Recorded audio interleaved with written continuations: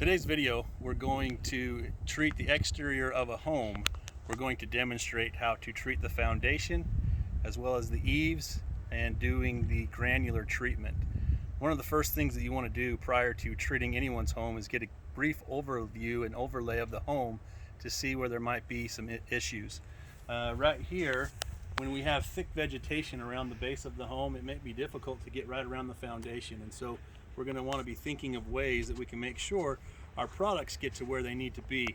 The other thing too that we're noticing is there's a lot of decorations around the front door of the home. We're going to see that basically in every month, right?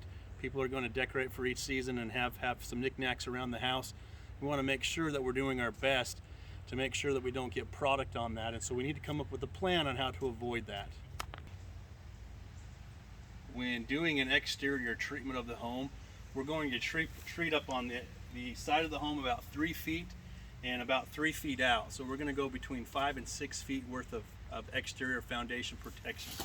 So when we treat, we want to have our nozzle set to where it's going to get a good spray pattern.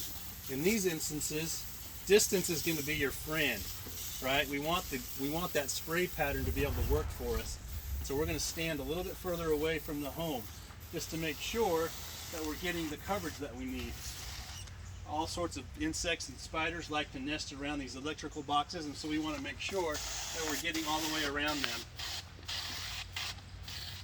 Underneath the siding here as well, right underneath the siding. As we treat, we want to be careful that we're not going to get any of the product on the windows. So we're going to not squeeze our trigger quite as hard, and we're going to treat along the base of the window. If the eaves, like on this home, are extremely high, it's going to be difficult for us to actually spray that with our wand. Though the spray itself can go high, what we run into are sometimes drift issues, where there's going to be, on windy conditions, it's going to take our product and put it in areas that we don't want it. So we're going to be real careful not to treat those areas. We'll treat up as high as we can. And then also the other thing that we want to keep in mind when treating the exterior of the home is anything that's in bloom we want to avoid. Pollinators like bees, butterflies, things like that. We want to help protect them and make sure that they're not taking that product back to their nesting areas. And so we're going to try to avoid anything around treating the bloom. So around the foundation of the plant itself is going to be fine.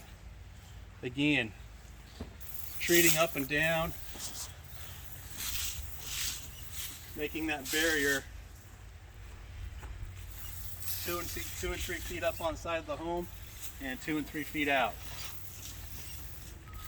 These corner junctions, making sure we're getting those taken care of, because spiders and other things will nest. Now when we get into this area where there's a lot of vegetation, one of the things that we're just going to have to do is either crawl back in there a little bit to get an angle to where we can treat, or actually just stick our wand in the plant itself and through the building.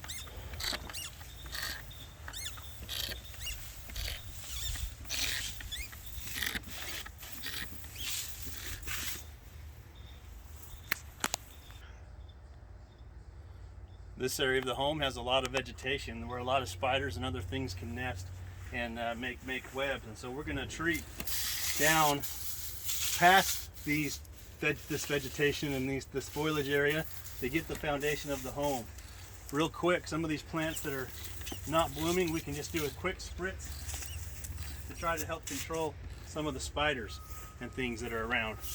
Okay, in areas where there's thicker vegetation on the ground, you might have to get a little bit closer to be able to penetrate through that. In a situation where the eaves are not quite as high and we can reach it fairly easily with our spray, we're going to treat in a manner that's not going to allow the product to drip down off of the eaves. And so a quick little spritz in some of these areas, it's going to make it so that's possible. Okay, this very sensitive area is going to be right around the front door. We see again a lot of decorations and areas. People come in contact with this door quite often. We want to make sure that we're pulling anything away from the base of the home in order for us to treat those areas that we need to.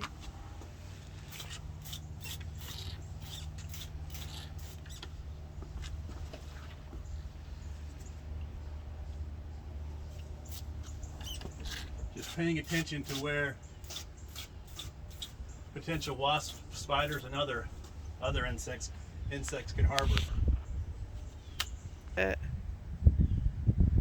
One of the sensitive areas that we have is right along the foundation of the garage. One of the things most labels prevent us from doing is doing a huge foundation treatment, where we're going to be able to treat that 3 feet up and that 3 feet out. So in order to be able to combat that, we're going to come up along the side of the home and treat in the cracks and the crevices as best as we can, and along these expansion gaps, because that's where those insects are going to come. And again, treating up underneath the seal will help that out. Along the edge of the garage, we're going to do the same thing. We're going to be mostly focusing on the expansion gap area and spot treating these other areas where it's potentially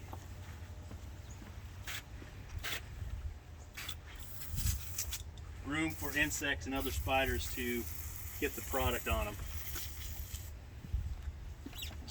Again, on Eaves, when we can reach them, we're just going to spritz the area up there to make sure that it's not going to come down and drip and drift.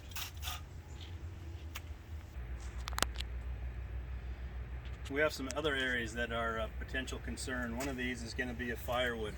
Now, the customer has done a good job of keeping the firewood away from the home, but a lot of times we're going to see stacks of firewood up against the house or not even off the ground. So in that situation, we want to always encourage the customer to be able to take that wood away from the home and raise it up, so that way it's a little bit more difficult for insects and other things to nest and hide.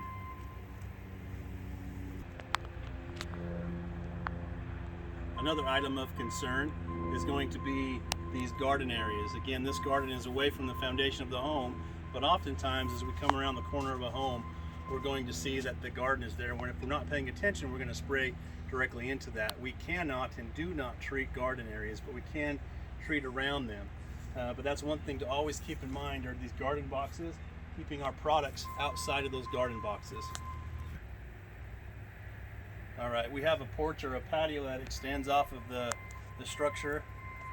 One of the places that we're going to be concerned about is making sure our product gets underneath that. So there's a couple of things that we can do. Is we can just stick the wand through the trellis and treat around the foundation as best we can, or we can actually treat it from this part as well, making sure that the product seeps down in underneath there. Having this wood in contact with the home causes potential issues for other insects like carpenter ants and termites. Again, keeping in mind safety first, one of the things that we're always going to be mindful of are dog bowl dishes, pet toys, things like this. This right here is a dog, the ball that a dog uses to play catch with, and also a stick that the dog has in his mouth. We want to be mindful of that and make sure if these things are close enough to the house that we move them so we can get a good exterior treatment. All right, we've demonstrated points of the exterior foundation treatment. Now we're going to demonstrate points of the Eave treatment in which we do. I talked about doing eaves that are lower in reach of the backpack easily. We can be able to get that taken care of. One of the things that we face is eaves that might be a little bit further out of our reach from the backpack sprayer, or in the case of this home, there's lots of windows and we want to try to avoid getting our spray on those windows. So that's where this eave sweeper comes in handy. We put a little bit of dust on the web head itself, and then we extend this pole as high as we need it to in order to reach those eaves.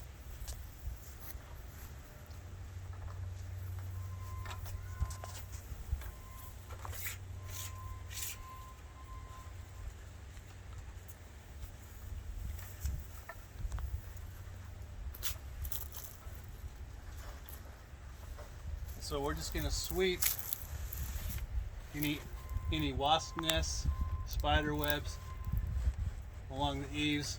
Also can sweep along the window bases and the frames, just to make sure that we're getting all these areas taken care of.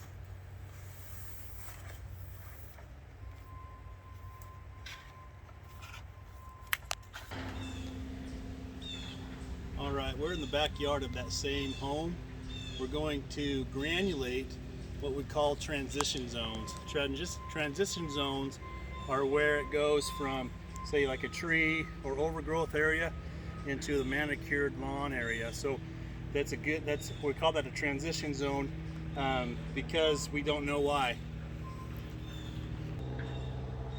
We are in the backyard of that same house that we treated the exterior on, and we're going to put a granular along the transition zone, or the property line, because what happens is a lot of mice bring in ticks. Ticks are very prevalent, other insects, and so we're going to treat this area as a barrier to try to prevent those from coming in. So we're going to granulate. The granular will spread 5 to 6 feet into the transition zone. So we're just going to walk at a steady pace and put that granular down.